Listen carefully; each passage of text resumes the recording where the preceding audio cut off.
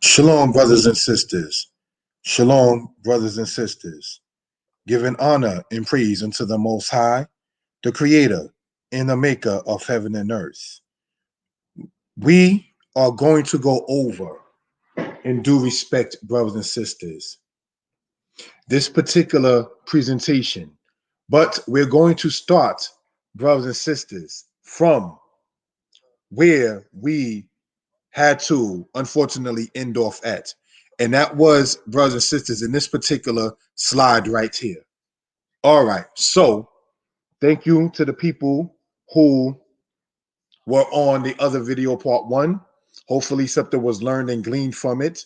The description in that video has my contact number for those who happen to have any questions. But we want to continue in this particular aspect here. All right, how to show some common verbs in the singular as either masculine or feminine. All right, here we have the verb here, mebashel. All right, the word here, mebashel, all right, means cooking. This is the masculine word. We want to show that underlined. All right, present tense, singular, meaning cooking. The pronouns with this are as follows.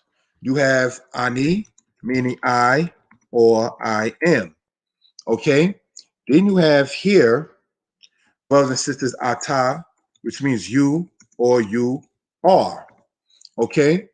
Then we have, brothers and sisters, okay, who, meaning he or he is. Okay, so we want to, brothers and sisters, show what we're emphasizing on and what we're talking about in this particular matter.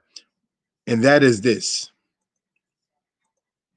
We want to highlight these particular aspects here and show what we're talking about.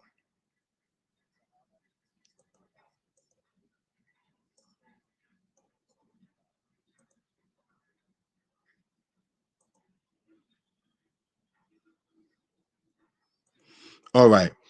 Ani, as pointed out before, say in part one of this, right? You have it to where it was masculine or feminine, as in the word usage of the word ani. Here we have ata, which is you or you are, as pointed out in part one. Then you have who, which means he or he is. All right. So this is whole side here is the masculine. So the pronouns that we've gone over are the ani, ata, and who. Who mebashel means he is cooking. Ata mebashel means you are cooking. And ani mebashel means I am cooking. So now you can say the word akila, which means food, or you can say the word mazon, which means food. So a sentence of that nature will go as ani mebashel mazon. I am cooking food. All right. So that's something we want to point out and show for reason and purposes. What we're looking at here on this side is the feminine word. We want to show this underlined, present tense singular, meaning cooking. This,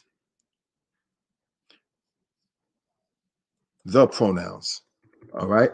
The pronouns with this are as follows. Okay. And what are we going to show in this particular case? Ani, I, or I am. Okay. Here we have at, means you or you are. Then we have he, which means she or she is. She or she is. So what can we point out is that this lamed here, making the L sound, right? That's what that is in that particular case. You have it to where this segol is the vowel underneath it. That making the sound, as in met, set, bet, so forth and so on. So now this letter tau, brothers and sisters, serves as a suffix, as we pointed out in the other part. All right. And we want to color code this and that particular blue there. So now you have me, ba, she, let. in that particular case. And this tau, brothers and sisters, serving as a suffix. This side that we're seeing here, brothers and sisters, that we're going to point out here, all right,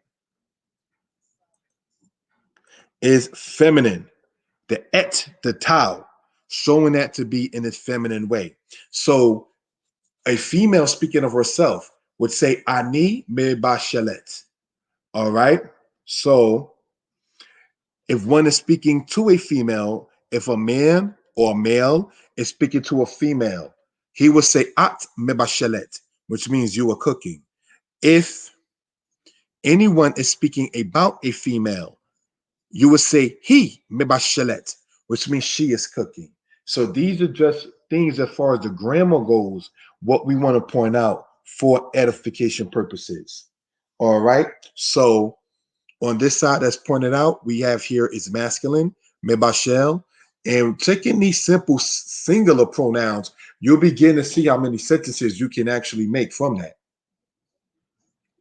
All right. Again, I want to apologize to the people who were listening to this in part one. We happened to make a part two because my internet at that particular moment for that second went down. And so I closed that video down and then wanted to go back live again to record this to show how this particular aspect works. All right. So, brothers and sisters, not going to be very long. We're going to conclude. We're going to close out now. Okay. But just wanted to state what pronouns will go with what verb. And the pronouns we went over before, such as otka, such as otak, oto, and ota. Those pronouns do not go in the beginning of this here. So we just want to point that out as far as the verb goes. All right. If you go in part one of this, you will see that expressed more in depth. All right. Again, we want to close out giving honor and praise unto the Most High, the Creator and the Maker of heaven and earth. All right. I can be reached, brothers and sisters, at the number 908. That is to say 587. That is to say 4841. All right. Creator willing, there will be more Hebrew classes going into this kind of subject as far as grammar goes, as far as how to speak to a female, how does a female respond, because we wanted to do this because in many cases in Israel, the aspect of the gender is not known by as many people as we need to know it to be and how it functions. So this is the point in this kind of lesson right here. All right. Shalom, Creator bless. Lala Tov.